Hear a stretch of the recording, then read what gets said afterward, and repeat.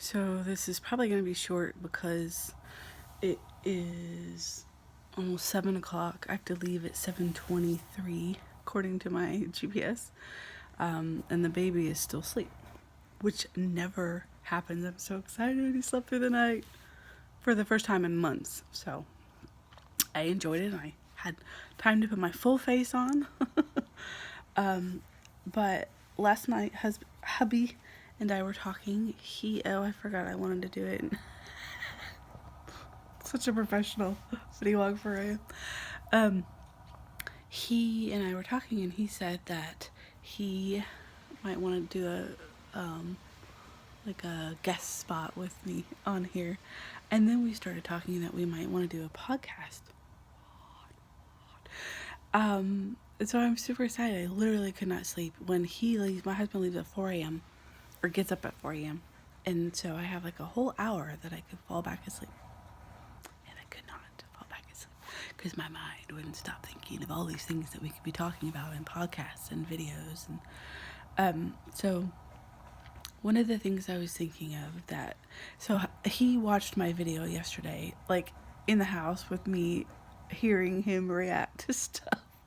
And of course, I didn't watch my video. I just posted it, and then I see all these things, and I'm like, man, I didn't even finish that part, and I just was rambling and blah blah blah. And so, it was interesting. But one thing I was thinking about yesterday on my video when I posted that, my dad had made a comment and I never even said what the comment was. When I was about 16, I worked at on the job training thing where I would come home from school. I was a senior in high school. I would come home from school, change my clothes, and dress up in like office casual, whatever, business casual. And then I would go to this travel agency that was like 5 minutes from my house. And I was wearing a skirt this particular day. I changed into a skirt, like I would say a knee-length skirt. And he says, "You look good when you wear pants because you have fat volleyball calves like me." And that one comment has made me insecure about my calves my entire life. Mind you, at the time I weighed like 130. I looked amazing. My calves were tiny compared to what they are now. But my husband will tell you, I never wore shorts. I don't even think I own a pair of shorts. And it gets like up to 100 degrees here in Tennessee. If I have shorts, they're shorts to wear around the house or to wear like painting or something, and they're not public shorts. I just don't like my legs, and that's part of it. Well, a few years ago, my dad and I kind of got in contact again. It had been a while since we chatted, and I told him about that and that how it really hurt me and how it made me not like my legs. And I think I still have the letter too, because he said, "Julie, I have no idea why I would say something like that. It would make me cry all my makeup off." He said, "The only thing I could think of was that I just knew that you looked exactly like me, and I felt that I looked fat or, had big calves, and I just was trying to relate, and I didn't even think about the fact that it was hurtful, and I'm so sorry that I said something that was hurtful, and I just have no idea why I would say that." He apologized.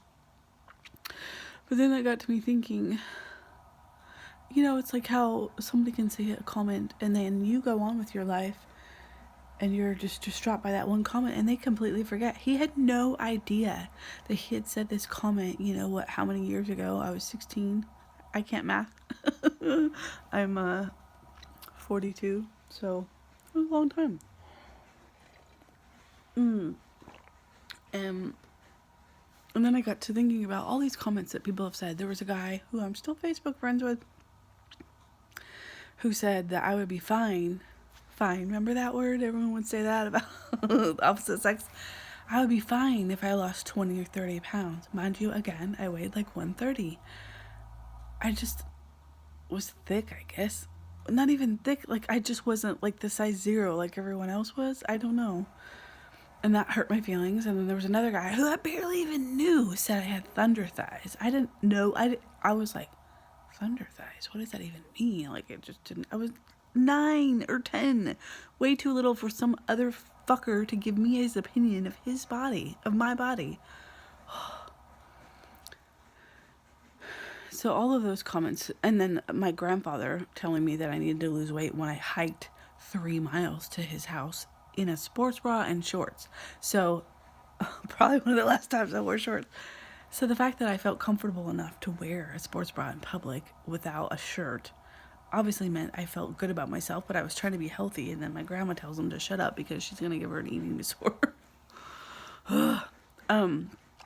But all that to say, I've been thinking about the aspect of, I know how our brain connects to those negative comments and just constantly replays them and replays them. So what if we go back to those positive comments that people have told us our whole life and repeat those and try to take the positive comments and replace the negative comments? And I'm laying in bed this morning for like an hour and I could only think of one comment that someone had said to me that really stuck with me. And it was it's really funny. Again, I was 16, 15, maybe 14. And a guy that our moms were really good friends. And then our moms had like kind of lost touch and then they got back in touch. And he said something about that I had legs that wouldn't quit. And I remember being like, wait, what? My mom's like, it just means you have really long, nice legs. And I was like, oh, okay. And I had a crush on him. So that was just like, oh my God. He was like the football player at school. Hopefully I'm not giving away too many details for people that I'm still Facebook friends with from my hometown. But I was trying to think of replacing those comments. Mind you, I've had plenty of compliments from men growing up that was all like, oh, she's gorgeous, she's beautiful, but not like those ones that really just stand out and you go, oh, wow, okay. It's just weird how our brain, and I'm probably sure that I've had thousands of flattering comments, but of course I can think of, the 5 negative ones my whole life. But something that has helped me fall in love with my body in the last 5 years has been having a husband that loves every part of me. And it really has changed the way I view my body. It changed the way I love my body, changed the way I dress my body, changed the way I feel. Just like he loves all the parts of me that I have had issues with my whole life. And there's just something about being completely loved unconditionally that completely changes your entire perception of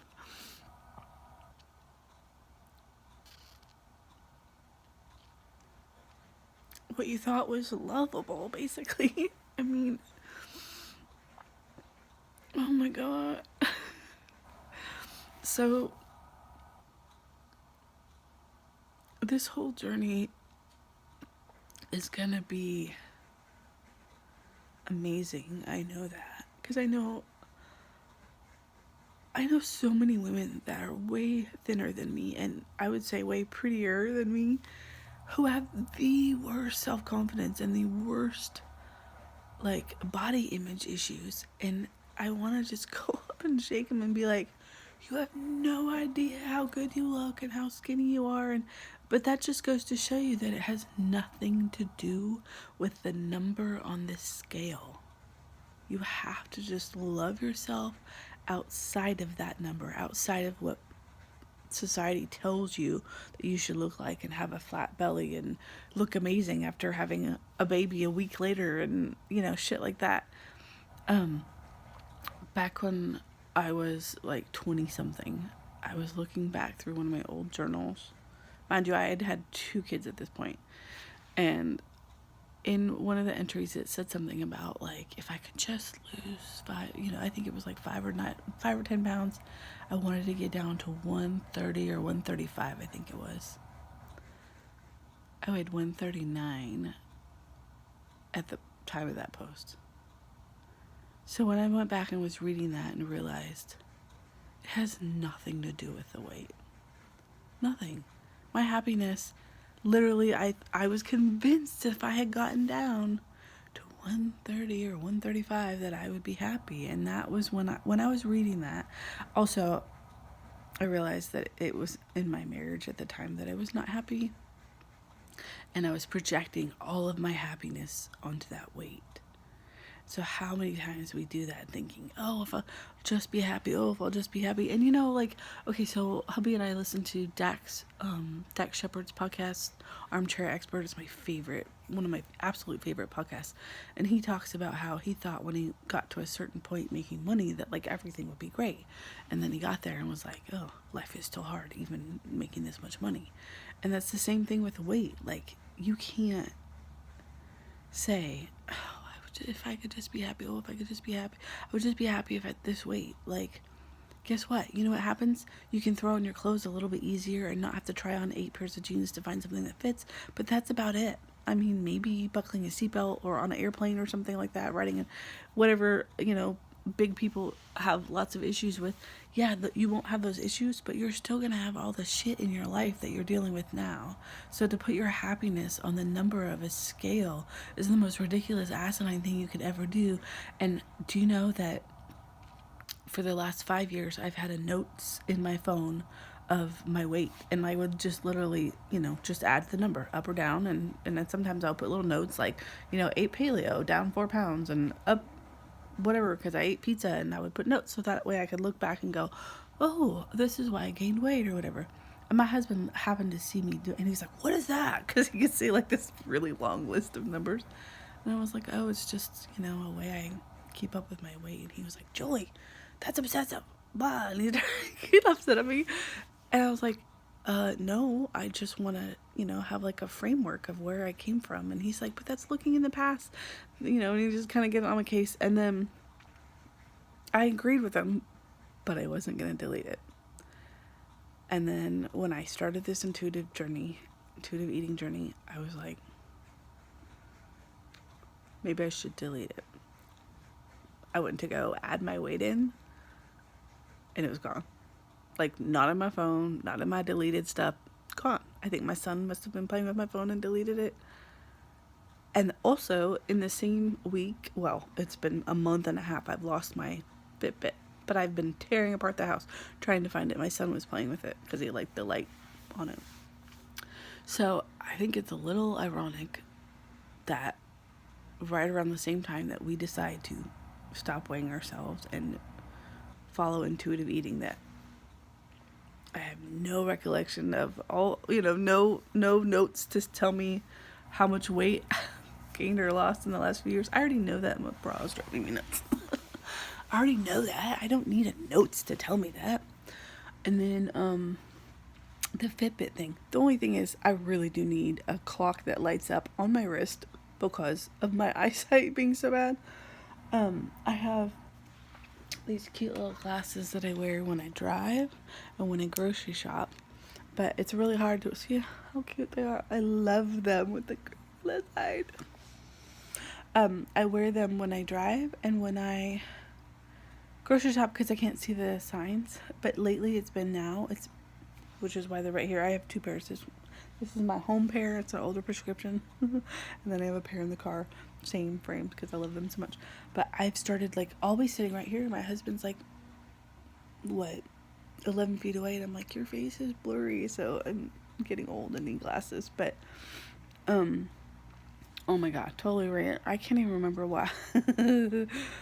I can't see the clock at the Y. Like when I'm teaching yoga, I dim the lights at the very end, the Shavasana, which is the final part of yoga.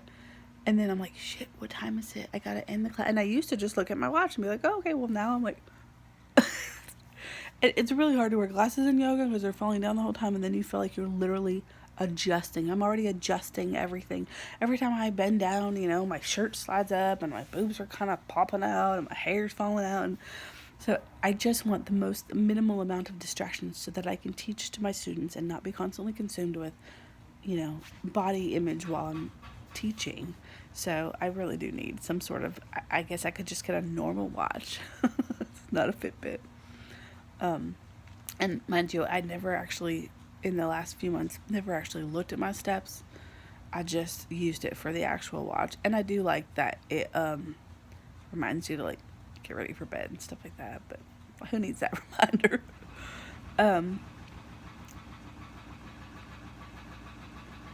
don't know if you can hear my dryer. It's loud, but I should probably get going. I need to leave in like 10 minutes. I cannot believe I have to go wake the baby up. Do y'all know how long it's been since I've had to do that? I'm so excited. He slept so good, but now that makes me sad that he's going to be awake in the car. That's not fun for him. Maybe he'll fall back asleep. He's usually good, though. Anyways, all that to say, little body positivity thoughts for you today. If you can think of a few comments that people have told you your whole life and try to replay those over and over and over, and then that will help you feel better about that part of your body. Bye, guys.